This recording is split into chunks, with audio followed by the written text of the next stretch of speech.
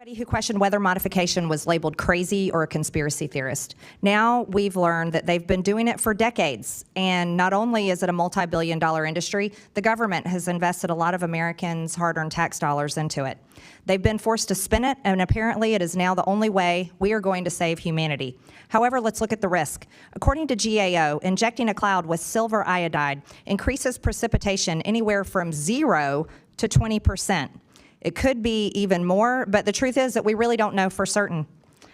The questions that are asked is, can you control the exact amount of precipitation that a cloud will produce if it is injected with silver iodide or another cloud seeding agent? Can you control where the precipitation is going to land with 100% certainty? Can you say that it will not cause or enhance flooding with 100% certainty? Is there any way to measure with absolute certainty the effectiveness of seeding a cloud? Do we know with 100% certainty how much rain a cloud would have produced if it had not been seeded? And lastly, did the American people ever get to have a say in any of this? The truth is that there's absolutely no way to measure the effectiveness of cloud seeding.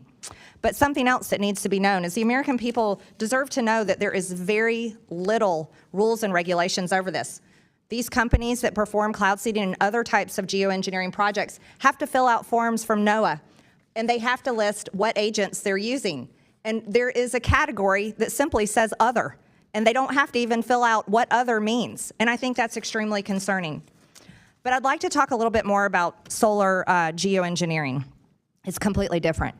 More consequential approach to human manipulation of the planet's climate. One geoengineering company called Make Sunsets injects aerosol into the atmosphere to reflect sunlight back into space. I want to show you their frequently asked questions page on their website. Mr. Pilkey, it says here, it says, what are you doing? It says, we're using balloons to launch reflective clouds into the stratosphere. And then it says, why? It says, unless we reflect sunlight, tens of millions of people will die, and 20% of species may go extinct. We're using the most effective way to reflect sunlight that we found and can afford to deploy. Mr. Pilkey, is it true that tens of millions of people will die if they don't do this? There's nothing you can find in the IPCC or other scientific literature to suggest that's a consequence. Sometimes those stark claims are made to try to scare people into other forms of action on climate change. So if you don't change energy policy, we're going to mess up the stratosphere, and that's how I interpret that. Sounds like